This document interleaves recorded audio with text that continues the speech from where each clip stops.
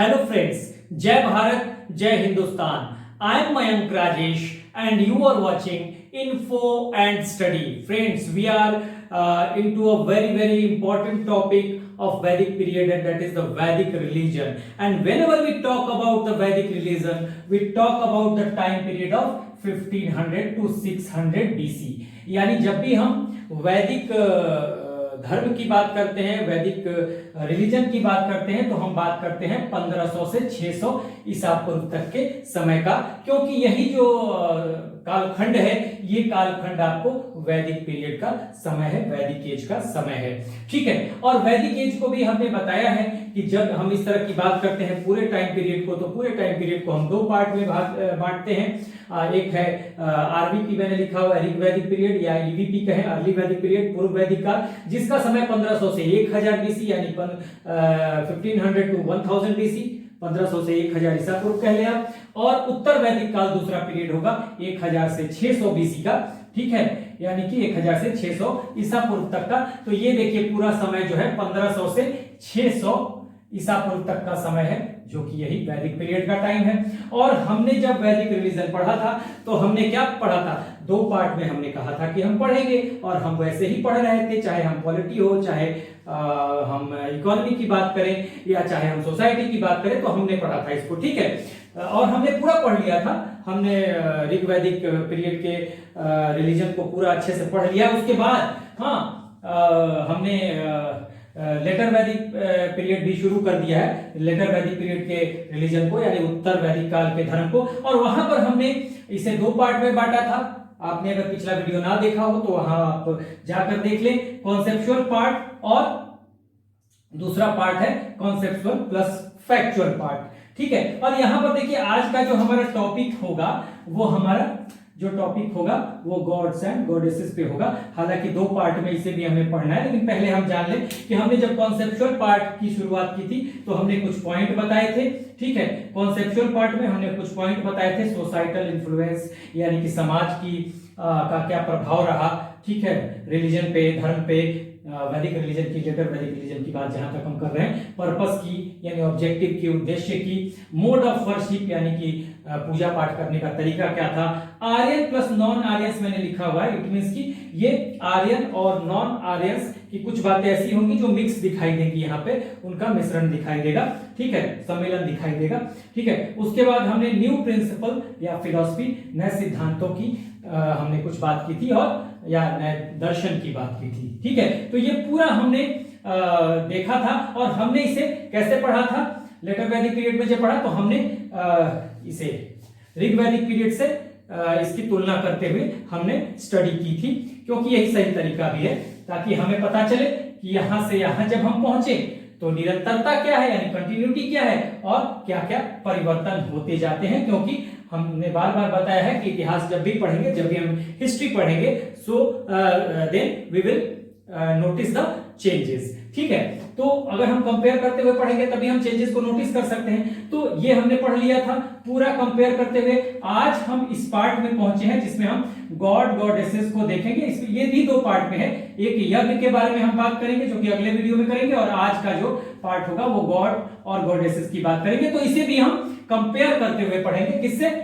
पूर्व वैदिक काल से। ठीक है, इस टाइम पीरियड से हम कंपेयर करते हुए इसे पढ़ेंगे। जहां तक इसकी बात है, 2 मिनट में हम रिव्यू कर लेते हैं पिछले वीडियो को, ताकि हमारा कंटिन्यूटी बन जाए। इस वीडियो में देखिए हमने कॉन्सेप्चुअल पार्ट की बात जहां तक की थी, तो हमने सोसाइटल इन्फ्लुएंस की बात की थी, जिसमें हमने कहा था कि यहां पर पूर्व वैदिक काल का जो समाज था, सोसाइटी था, वो जो था एक कबीलाई समाज था, ट्राइबल ग्रुप था।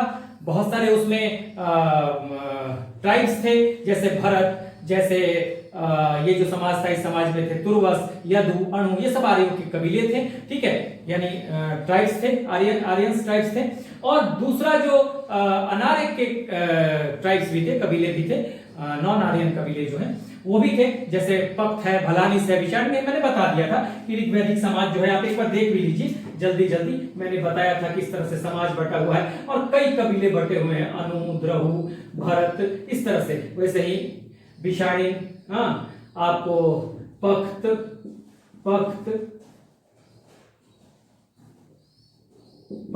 यानी कि ये कुछ आर्यन कबीले हैं, कुछ अनार्यन कबीले हैं, तो दोनों तरह के कबीले हैं। लेकिन यहाँ पे कबीलाई ग्रुप है। मैंने कहा था कि जिस तरह की सोसाइटी होगी, हाँ, जिस तरह का समाज होगा, अन्य गतिविधियां, चाहे वो इकोनॉमी हो, चाहे वो पॉलिटी हो, चाहे वो अर्थव्यवस्था हो, यानी अर्थव्यवस्था हो, समाज हो, धर्म हो, जो भी हो, हाँ, वट एवर इट बी, सब कुछ जो होगी वो नियंत्रित होगी किससे? समाज से ही।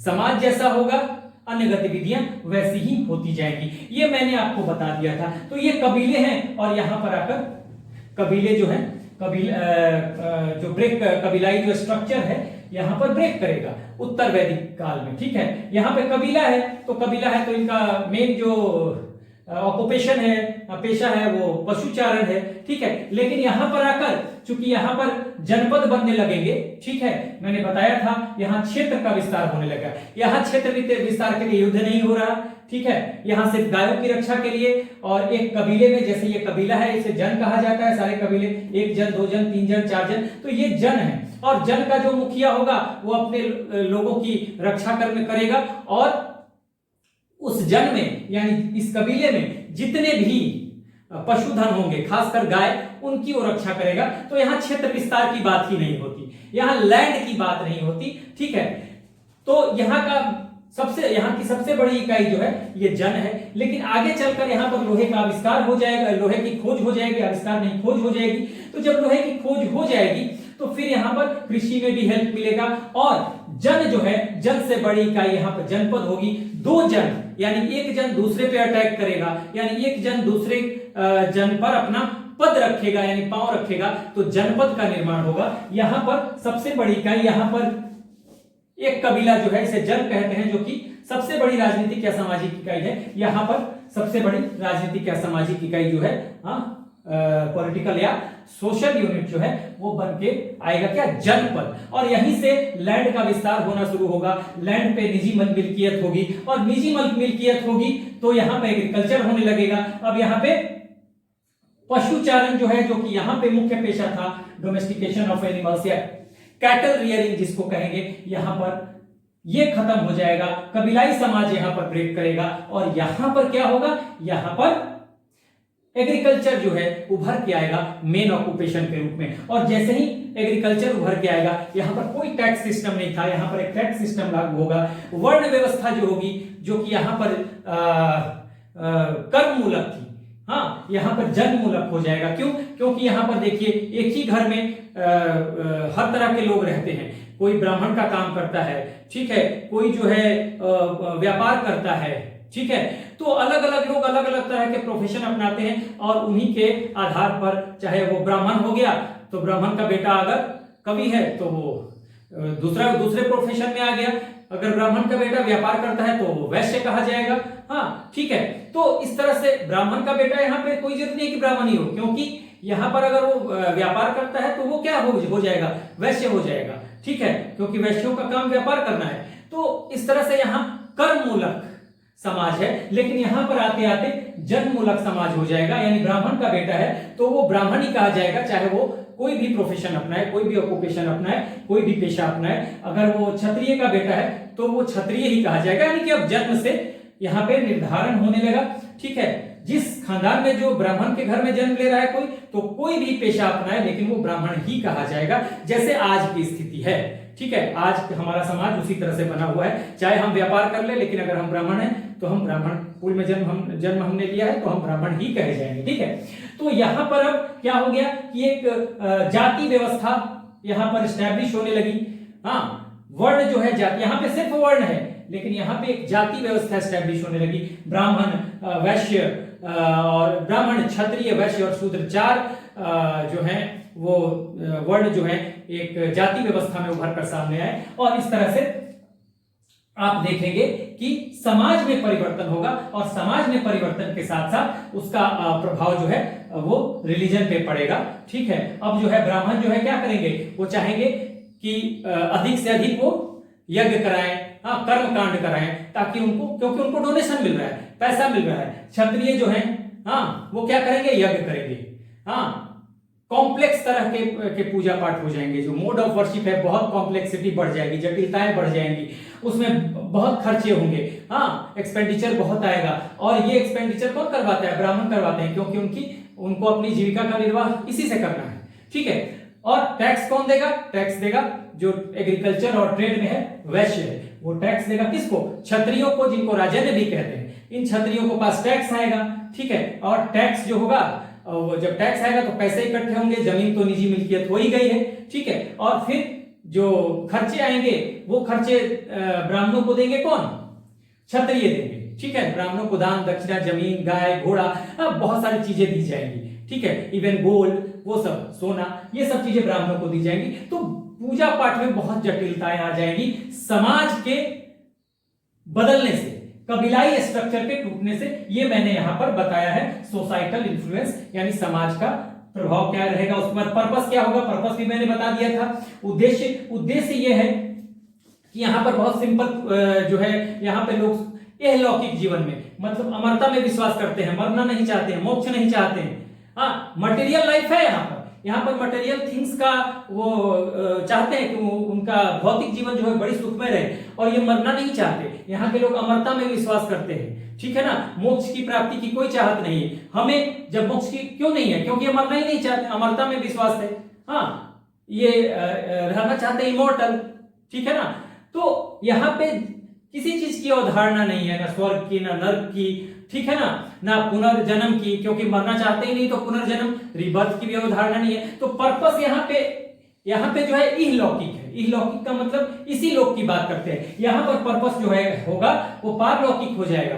हाँ, पुनर्जन्म की बात आ जाएगी, ठीक है ना। सैल्वेशन यानी मोक्ष की बात आ जाएगी। स्वर्ग नरक का कॉन्सेप्ट उभर के आएगा। क्यों? क्योंकि अब यहाँ पर भी चीजें जो है वो कंटिन्यूटी में जो है वो मटेरियल थिंग्स की डिजायर तो है, लोग चाहते हैं भौतिक जीवन में सुख सुविधा, लेकिन यहाँ पर सिर्फ गायों की इच्छा है। पुत्र हो जाए, एक पुत्र हो जाए और 100 गाय मिल जाए। गाय यहाँ पर प्रॉपर्टी के रूप में है, लेकिन यहाँ पर हाँ बिल्कुल समाज बदलेगा, और समाज बदलने के साथ साथ पर्पस भी बदलेगा। अब यहाँ पे लोग जो है वो मोक्ष की भी अवधारणा उभर के आएगी, सैल्वेशन की। अब यहाँ पर इमोर्टल वाली बात नहीं रह गई है, यहाँ लोग मोक्ष की, मुक्ति की भी बात करते हैं, ठीक है, सैल्वेशन की बात करते हैं। और जब अमरता की बात यहाँ पे आकर खत्म हो जाती है, तो यहाँ पर अब स्वर्ग की, नर्क की हाँ अवधारणाएं उभर कर आएंगी। ये पर्पस है। यहाँ पर पर्पस जो है, यहाँ पर दूसरे लोक की, पारलौकिक बातें हो रही है। यहाँ पर इसी लोक की, यहाँ पर लोग अमर रहना चाहते हैं, यहाँ पर मोक्ष की प्राप्ति है, स्वर्ग नरक सबका कॉन्सेप्ट आ जाएगा। ये मैंने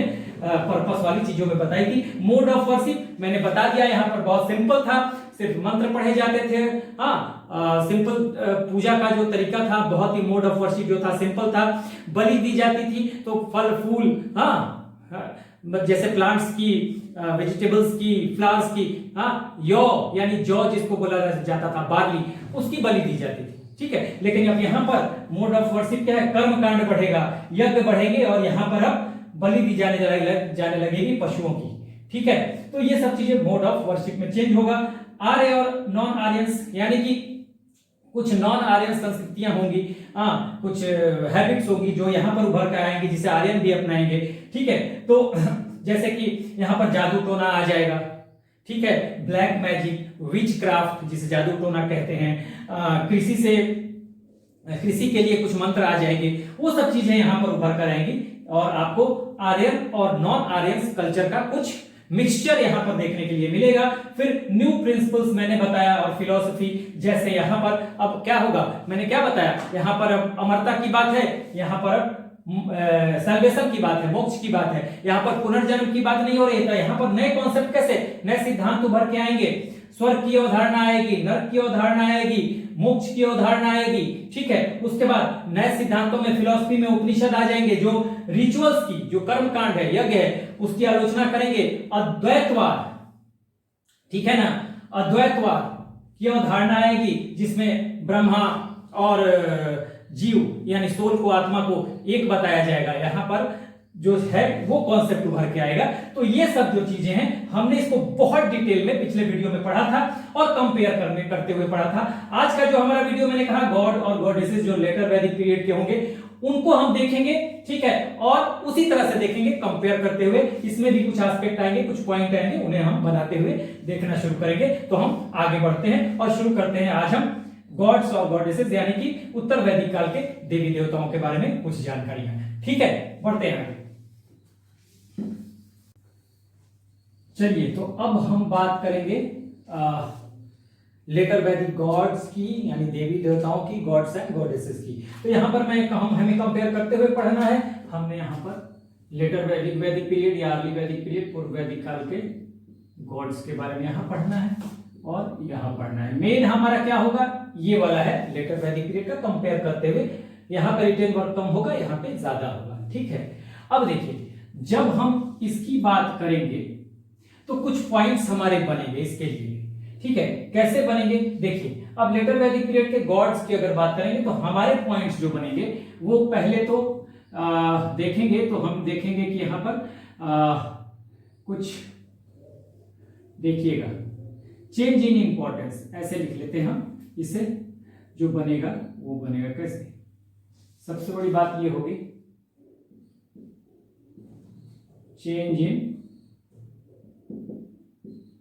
इंपॉर्टेंस, परिवर्तन होगा देवताओं के महत्व में यहां पर, ठीक है। कुछ पॉइंट बनाते हैं हम। दूसरा क्या होगा, वर्क में या भूमिका में डिपार्टमेंट चेंज हो जाएगा, ठीक है ना, विभाग चेंज हो जाएंगे देवताओं के। तो यहां पर इनके वर्क में भी, कार्यों में change in work,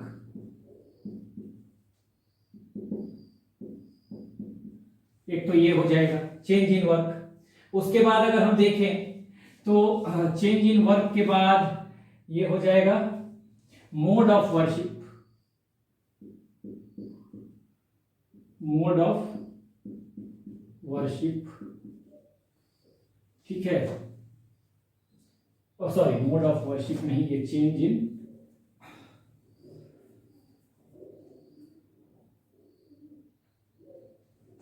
work,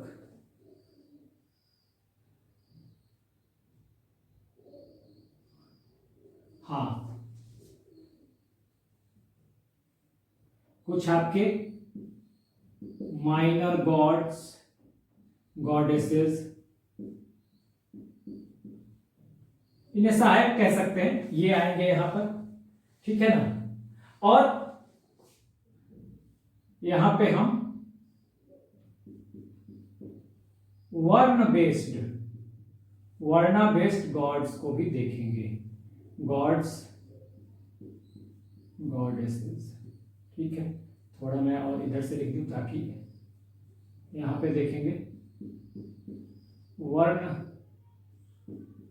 based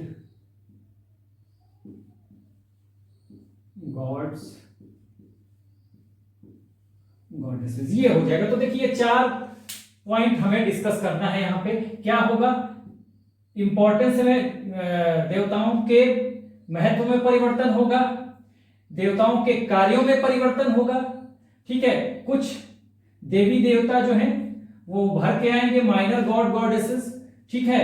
और कुछ देवियों की बातें भी होंगी, कुछ देवियां जैसे यक्ष, यक्षिणी, ये सब उभर के आएंगे, वो भी इसी में मैं बता दूंगा। तो माइनर गॉड्स उभर के आएंगे, ठीक है। और वर्णा बेस्ड गॉड्स, गॉडेसेस, ये उभर के आएंगे। कैसे, ये हम देखने वाले हैं, ठीक है। वर्ण बेस्ड का मतलब वर्ण आधारित देवी देवता भी यहां पे उभर के आएंगे, ठीक है। तो इन पॉइंट्स को हम अलग अलग अभी डिस्कस करेंगे। तो हम पहला पॉइंट उठाएंगे अभी, चेंज इन इंपॉर्टेंस, ठीक है। देखिए, जहां तक चेंज इन इंपॉर्टेंस की बात है, पहला पॉइंट है जो है वो चेंज इन इंपॉर्टेंस। यहां पे हम उठाते हैं पहला पॉइंट, चेंज इन इंपॉर्टेंस, ठीक है। चेंज इन इंपॉर्टेंस, महत्व में परिवर्तन होगा देवी देवता। तो देखिए, यहां पर मैंने बताया था सबसे महत्वपूर्ण देवता यहां पे इंद्र थे, उसके बाद अग्नि, उसके बाद वरुण, ठीक है ना। ये 3 देवता जो है इनका महत्व था। अब यहां पर आकर लेटर वैदिक पीरियड में ये इंद्र,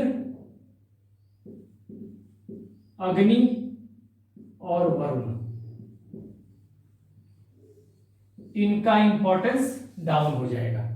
ठीक है, इंपॉर्टेंस किसका होगा देखिएगा, किन लोगों का इंपॉर्टेंस बढ़ेगा, तो यहां पर आ जाएंगे विष्णु, ठीक है ना, सॉरी, सबसे पहले आ जाएंगे प्रजापति, प्रजापति, ठीक है, उसके बाद रुद्र,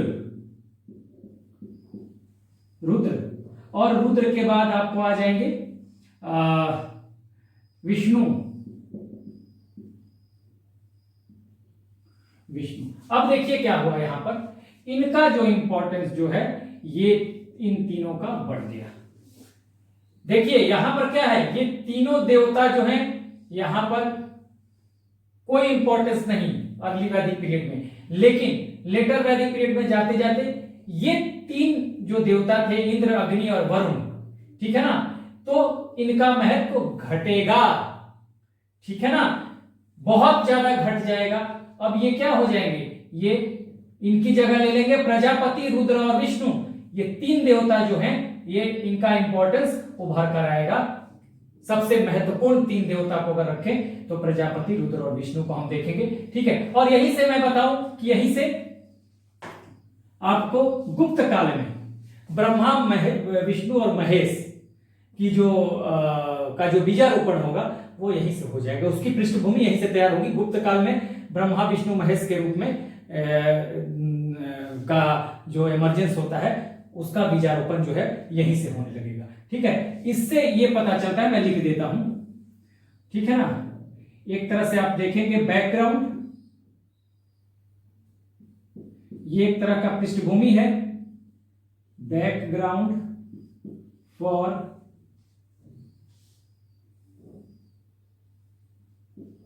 द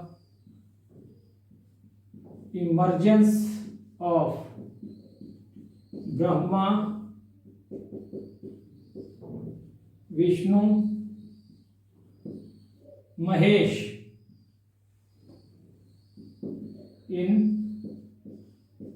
गुप्ता पीरियड। क्यों ऐसा है देखिए, ये वर्क में चेंज होगा, अभी मैं लिखवाऊंगा आपको।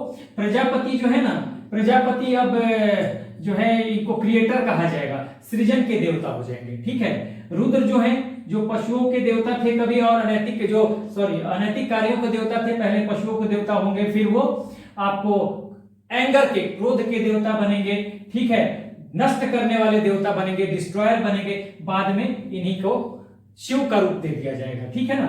और विष्णु जो है ये प्रोटेक्टर और प्रिजर्वर बनेगा ऑफ द पीपल, ठीक है, पालक और संरक्षक बनेंगे। इस वजह से कहा गया कि बैकग्राउंड यहां पर तैयार हो गया, एक तरह से पृष्ठभूमि, एक तरह से बीजारोपण हो गया, किसका, जो गुप्त काल में ब्रह्मा, विष्णु और महेश का कॉन्सेप्ट डेवलप होकर आया, वो यहीं से उसकी पृष्ठभूमि तैयार होनी शुरू हो गई। तो ये इंपॉर्टेंस की बात थी। तो ये हमने इंपॉर्टेंस देखा कि तीन देवताओं की जगह, जो ऋग वैदिक पीरियड में तीन देवता इंद्र, अग्नि और वरुण थे, इनका इंपॉर्टेंस यहाँ पे घट रहा है, और इनकी जगह प्रजापति, रुद्र और विष्णु आ गए, जिनका इंपॉर्टेंस बढ़ रहा है। तो ये इंपॉर्टेंस की बात हो गई, इसे आपको ध्यान रखना होगा।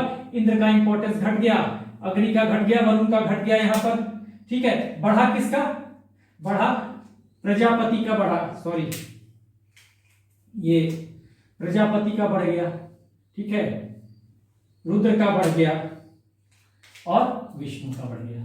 इनके कार्यों के बारे में मैंने बता दिया। अभी जब मैं वर्क के बारे में लिखवाऊंगा तो सारा एक साथ लिखवाऊंगा, खाली मैंने बता दिया है। और मैंने ये बता दिया कि जो बैकग्राउंड है वो यहीं पे तैयार हो जाएगा, किसका, जो गुप्त काल में ब्रह्मा, विष्णु और महेश का कॉन्सेप्ट डेवलप होगा, वो उसका बीजारोपण यहीं से हो गया है। तो अब हम नेक्स्ट पॉइंट की तरफ बढ़ेंगे, ठीक है।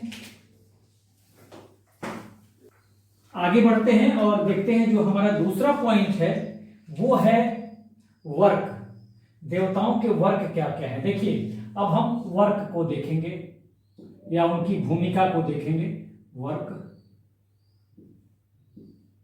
भूमिका में परिवर्तन होगा, वर्क में परिवर्तन होगा। तो अब देखेंगे कैसे परिवर्तन होता है। देखिए अब हम यहां पर लिख रहे हैं कैसे परिवर्तन होगा, इधर की बात कर रहा हूं मैं, इधर से मैं बोलता जाऊंगा सिर्फ। अब हम लेटर वैदिक पीरियड की अगर हम बात करें तो यहाँ पर जो भूमिका होगी, यहाँ पर मैं लिख रहा हूं वैसे लेटर वैदिक पीरियड में यहाँ पे जो भूमिका, वर्क कहें, भूमिका कहें, इनका रोल कहें, कुछ भी कहें, आप अंग्रेजी में कुछ भी लिखें। हाँ, तो अब अगर देखते हैं तो यहां पर जो है, देखिए पहली बात यहां पर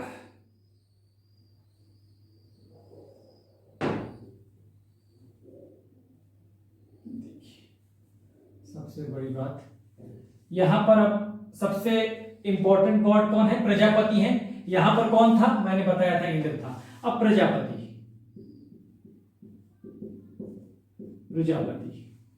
ठीक है, महत्व में परिवर्तन हुआ और प्रजापति अब यहां पे क्या हो गए? यहां पर अब क्रिएटर हो गए, सृजन के देवता हो गए। क्रिएटर, ये सृजन के देवता, हिंदी में कहेंगे सृजन के देवता, ठीक है, क्रिएटर हो गए। मैं लिख देता हूं सृजन के देवता, ठीक है। और इनमें कुछ और गॉड समाहित हैं, जैसे मैं बता देता हूं हिरण्यगर्भ, ठीक है, विश्वकर्मा, वाराह, इनमें कुछ समाहित हैं गॉड, जैसे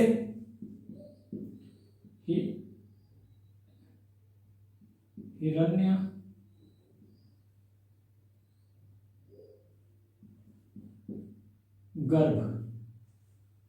गर्भा, ठीक है। एक तो ये हो गए, ऐसे देखता हूं मैं, हिरण्य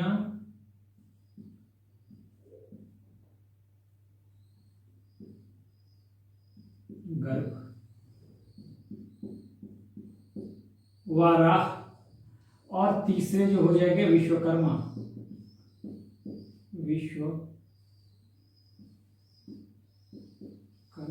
ठीक है। तो क्रिएटर के रूप में आ गए प्रजापति यहां पे, और सृजन के देवता हो गए ना, ये सृजन के देवता हो गए प्रजापति।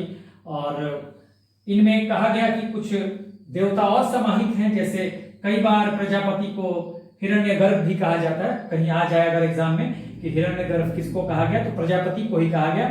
वाराह भी यहाँ पे आ गए, इनमें समाहित हो गए, विश्वकर्मा भी समाहित हो गए, तो ये प्रजापति के लिए है, ठीक है। अब देखेंगे जो वर्क है, अगले देवता को हम अगर देखते हैं तो अगले देवता जो इंपॉर्टेंट गॉड है वो रुद्र है, ठीक है, रुद्र। अब रुद्र को यहां पर देखें तो रुद्र जो है यहां पर जो देवता है, देखिए यहां पर क्या इनका वर्क था, here in the early Vedic period Rudra was the god related to immoral act, ठीक है, अनैतिक कार्यों से जुड़ा हुआ इनका, उसी के अफेयर्स को ये देखते थे यहां पर, ठीक है। यहां पे परिवर्तन होगा, और यहां पे जो परिवर्तन होगा, यहां पे ये एनिमल्स के गॉड भी हो जाएंगे, ठीक है। पहले ये एनिमल्स के गॉड हैं, गॉड ऑफ एनिमल, ठीक है, एक तो ये हो जाएगा गॉड ऑफ एनिमल, ठीक है। उसके बाद ये कहा जाता है कि देवताओं के क्रोध से इनकी उत्पत्ति हुई है, तो इनको गॉड ऑफ एंगर भी कहा जाएगा, क्रोध के देवता भी हैं, गॉड ऑफ एंगर, यानी एंगर का मतलब क्रोध, ठीक है। अब यहां पे क्रोध का देवता है कि भी देवता है, यहां पर इनको नष्ट करने वाला देवता भी, डिस्ट्रॉयर भी कहा जा रहा है, गॉड ऑफ डिस्ट्रक्शन या डिस्ट्रॉयर, गॉड ऑफ डिस्ट्रक्शन, ठीक है, ये भी हो गए यहां पर, यानी कि नष्ट करने वाले, ठीक है। तो इस तरह से देखेंगे, बाद में रुद्र शिव के रूप में भी आएंगे, ठीक है ना, शिव के रूप में भी आ जाएंगे। तो ये आप ध्यान रखना है आपको कि रुद्र का वर्क क्या है, काम क्या है, इनका डिपार्टमेंट क्या है, ठीक है। अब देखिए तीसरे जो गॉड है यहां पर आपको रुद्र और विष्णु यहां पर,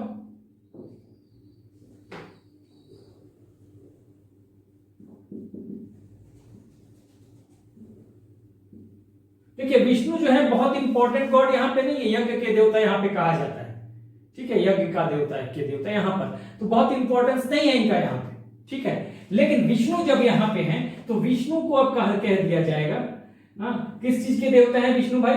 तो ये है प्रिजर्वर एंड प्रोटेक्टर ऑफ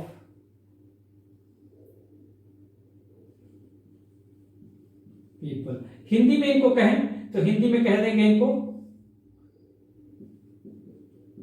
पालक हैं या संरक्षक है। ठीक है, तो देखिए यहां पे आपको याद रखना है प्रजापति जो है क्रिएटर हो गए, ध्यान रखिए सृजन के देवता हैं। ठीक है, उसके बाद आपको इनमें 3 देवता समाहित हैं और हिरण्यगर्भ, कई बार प्रजापति को हिरण्यगर्भ भी कहा गया। ठीक है, वाराह और विश्वकर्मा, हाँ, सृजन के देवता यानी क्रिएटर। उसके बाद रुद्र हैं, रुद्र जो यहाँ पर अनैतिक कार्यों से जुड़े हुए थे, यहाँ पर अनैतिक कार्यों से जुड़े हुए अफेयर्स को देखते थे यहाँ पर। ठीक है, यहाँ पर रुद्र जो है पहले पशुओं के देवता हैं, फिर आप क्रोध के देवता हैं, गॉड ऑफ एंगर, और फिर गॉड ऑफ डिस्ट्रक्शन यानी कि नष्ट करने वाले देवता हैं। तो रुद्र को बाद में शिव के रूप में भी यहाँ पे देखा गया है, और विष्णु जो है ये पालक या संरक्षक है, मैंने लिख दिया preserver and protector of the people. तो यहीं से देखिए ये 3 महत्वपूर्ण देवता जो हैं, जिनके अभी मैंने बताया महत्व कैसे चेंज हुआ देवताओं का, इंद्र और अग्नि और वरुण की जगह पे 3 महत्वपूर्ण देवता जो कि इंद्र, वरुण और अग्नि यहाँ पर हैं। इंद्र, अग्नि और वरुण अगर ऑर्डर में देखें तो यहाँ पर है, और ये जो परिवर्तन होता है यहां पर परिवर्तन हो जाता है किसमें? ये परिवर्तन हो जाएगा महत्व में। और इस तरह से यहीं से मैंने कहा गुप्त काल में, गुप्त पीरियड में ब्रह्मा, विष्णु और महेश की अवधारणा जो उभर के आएगी, तो यहीं से उसका बीजारोपण जो है वो होने लगता है। तो ये तो भूमिका हमारा, ये 3 जो सबसे इंपॉर्टेंट गॉड थे लेटर वैदिक पीरियड में यानी उत्तर वैदिक काल में, उनको हमने देखा। कुछ और गॉड को हम देखेंगे अभी, हाँ, जिनका वर्क क्या है वो हम देखते हैं। इसे मैं मिटाता हूं, बढ़ते हैं और कुछ अन्य देवी देवताओं को देखते हैं। अब यहां पर देखिए ये जो है यहां पर जो सबसे महत्वपूर्ण गॉड यहां पे है, देखिए स्थिति क्या बदलती है। यहां पर इंद्र, इंद्र यहां पे क्या थे? इंद्र यहां पे वार गॉड हैं और रेन गॉड है, बारिश के देवता, युद्ध के देवता। इंद्र को यहां पर पुरंदर कहा गया, कुंड, क्योंकि he was the breaker of the fort. Pundarik कहा गया, बड़े बड़े बांधों को तोड़ देते थे, पुंडरिक, जयेष्ठ, रथेष्ठ, ठीक है ना, कई नाम है इंद्र के, ठीक है ना, तो वो कहा गया यहां पर। तो अब इंद्र के सोमापा कहा गया क्योंकि सोमरस का सेवन करते हैं। तो ये बहुत सारे अलग अलग नाम थे। सबसे महत्वपूर्ण गॉड जो हैं, सबसे महत्वपूर्ण देवता जो हैं पूर्व वैदिक काल यानी ऋग वैदिक पीरियड के, उनकी देखिए स्थिति में बहुत परिवर्तन आ गया और इनका जो वर्क हो गया। अब यहां पर हम देखते हैं इंद्र। इंद्र मैंने बता दिया इंद्र का क्या काम था। जो इंद्र यहां पर वार गॉड हैं, जो इंद्र यहां पर रेन गॉड है, बारिश और युद्ध के देवता हैं। अब यहां पर ये गॉड ऑफ स्नेक्स, नाग देवता, नागों के देवता, नागों के देवता, ठीक है, ये हो गए नागों के देवता हो गए, ठीक है। यही नहीं, यहां पे इंद्र हो गए, गॉड ऑफ स्नेक हो गए। यहां पर इंद्र जो है वो हो गए गॉड ऑफ प्लंडर, लूटने वाले देवता हो गए, गॉड ऑफ प्लंडर, लूटने वाले हो गए। यहां देखिए इंद्र क्या हो गए, गॉड ऑफ डेमन यानी राक्षसों के देवता।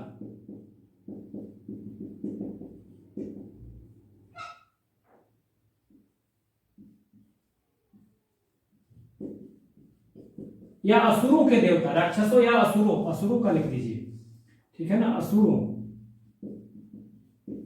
असुरों के देवता।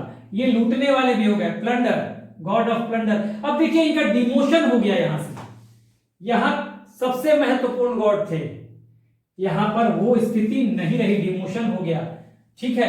अब देखिए यहां पर दूसरे जो गॉड है वरुण। अब हम वरुण की बात करते हैं। वरुण, वरुण यहां पे थे ऋतस्य गोपा, हाँ, he looked after, Varun looked after here the moral acts, नैतिक आचरण के देवता थे। कहा जाता था कि वरुण जो है उनको सिर्फ बलि से और उससे पूजा पाठ से ही खुश नहीं किया जा सकता, आपका आचरण अच्छा होना चाहिए। हाँ, समाज के प्रति आपका क्या दायित्व है, माता प्रति पिता के प्रति क्या दायित्व है, आपको चोरी नहीं करना है, आपको कोई अनैतिक काम नहीं करना है, तभी वरुण को खुश किया जा सकता है। यहां पर इनको ऋतस्य गोपा कहा गया, ठीक है ना, यानी नैतिक आचरण से जुड़े हुए ये देवता यहां पर है। God related with the moral acts, ठीक है ना, या मोरल कंडक्ट कुछ भी कह सकते हैं। यहां पर अब वरुण की स्थिति में परिवर्तन आएगा और वरुण यहां पे क्या हो जाएंगे, अब केवल यहां पे जल के देवता भी है, वाटर गॉड भी है, ठीक है, और नैतिक आचरण से जुड़े हुए ही भी देवता है यहां पर। अब वरुण जो है केवल यहां पे जल के देवता रह जाएंगे, वरुणा। अब यहां पे केवल वाटर गॉड है, परिवर्तन हो गया। ऋतस्य गोपा अब यहां पे नहीं है, यहां पर नैतिक, अब यहां पे जो नैतिक आचरण से रिलेटेड गॉड भी थे, कहां पे, ऋग्वैदिक पीरियड में, अब यहां पे नैतिक आचरण से इनका कोई नाता नहीं रहा, सिर्फ वाटर गॉड यानी जल के देवता होकर रह गए वरुण। इसी तरह से अश्विन,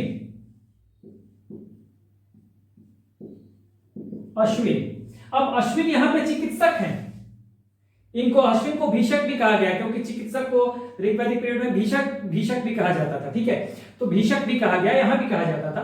तो भीषक यहां पे चिकित्सा के देवता थे, मेडिकल से रिलेटेड था इनका सब कुछ। लेकिन यहां अब अश्विन जो है, अश्विन गॉड जो है, ये अश्विन हो जाएंगे आपको एग्रीकल्चर के, गॉड ऑफ एग्रीकल्चर, कृषि के देवता हो गए। इनको किलर ऑफ, इनको अश्विन को किलर ऑफ रैट्स भी कहा गया, चूहा हंता, ठीक है ना,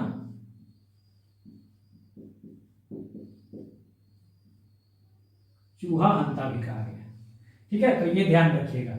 उसके बाद यहां पर और गॉड है, जैसे सविता, कहीं कहीं सावित्री भी इनको कहा गया, सविता। तो सविता जो है ये गॉड ऑफ क्या है,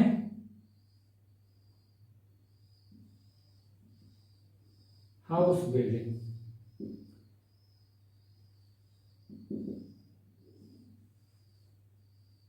हाँ, नए घर निर्माण से, न्यू हाउस बिल्डिंग, ठीक है ना, न्यू हाउस बिल्डिंग।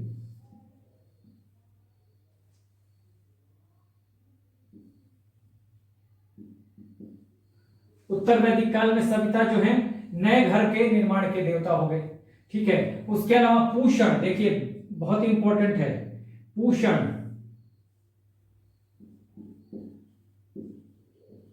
पूषण, तो पूषण क्या हो गए भाई, तो पूषण एक तो देखिए यहां पर ये क्या थे, ऋग्वैदिक पीरियड में यानी कि पूर्व वैदिक काल में पूषण जो थे, हाँ, उनका काम क्या था, उनका काम था चारागाह, पास्चर की देखरेख करना, कैटल्स, हाँ, यानी पशुधन की देखभाल करना, ठीक है ना।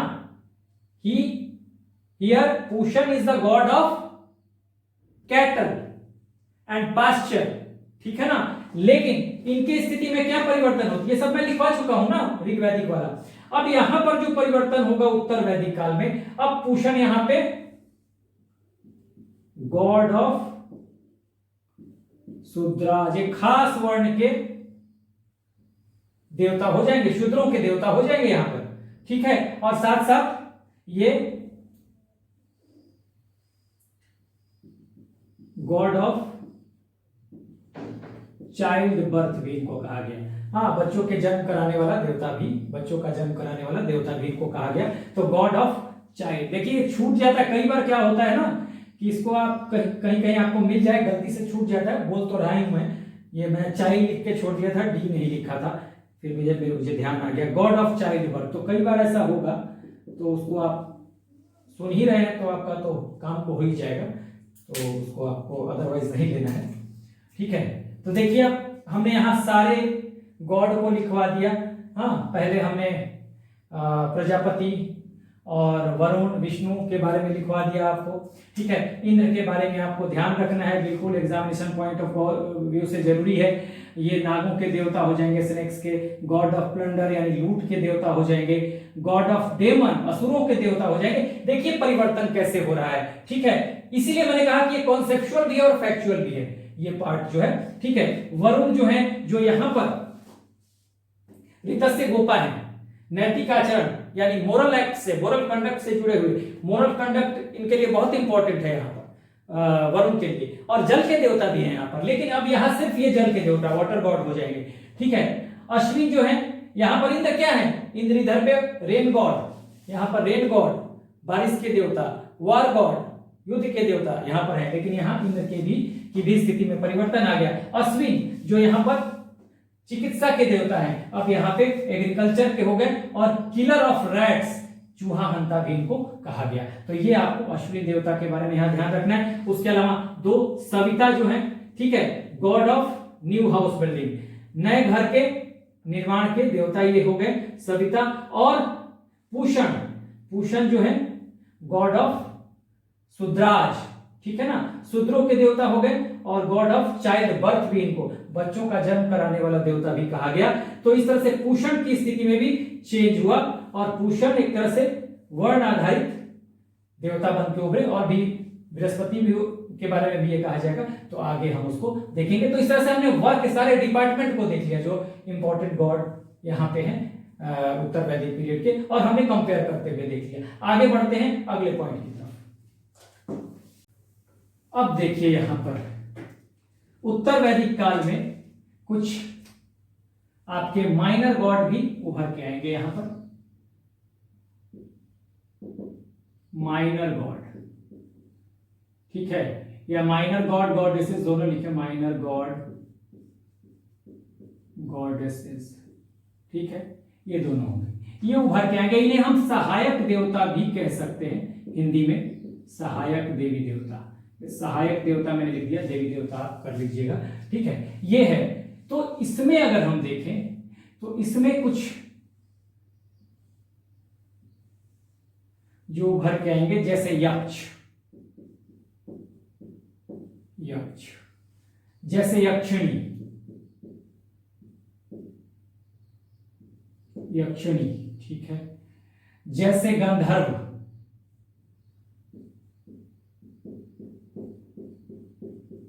इनके बारे में खाली जान लीजिए कि ये देवता उभर के आए हैं।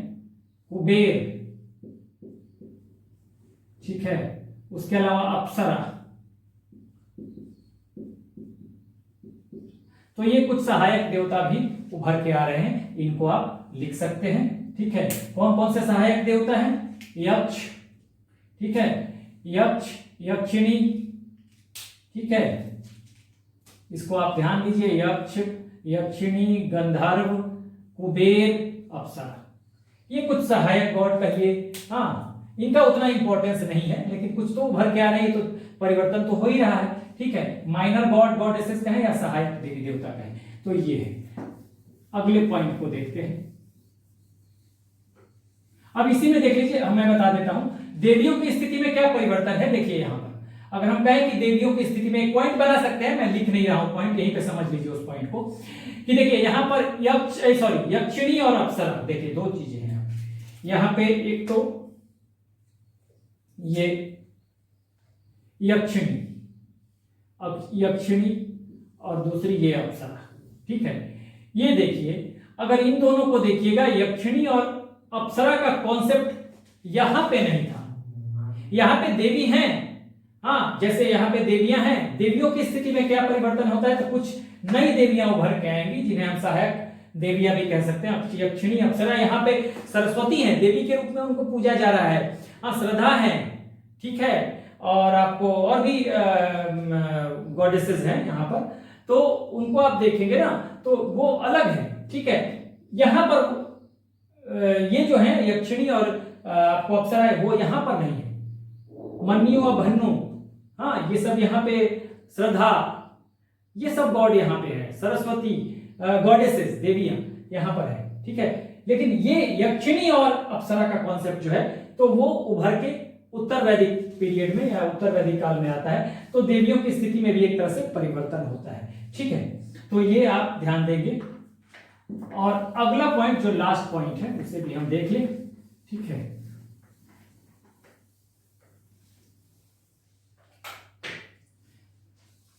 अब यहां पे देखिए, ये भी आप समझने वाली बात है। यहां पे वर्णा बेस्ड गॉड यहां पे आ जाएंगे। कैसे, देखिए एक तो यहां पे है वर्ण बेस्ड, कौन है भाई, तो ये तो बृहस्पति हो गए, बृहस्पति हो गए। पहले भी ये पुरोहितों के देवता थे। ठीक है, तो बृहस्पति क्या है, ब्राह्मणों के, गॉड ऑफ ब्राह्मण।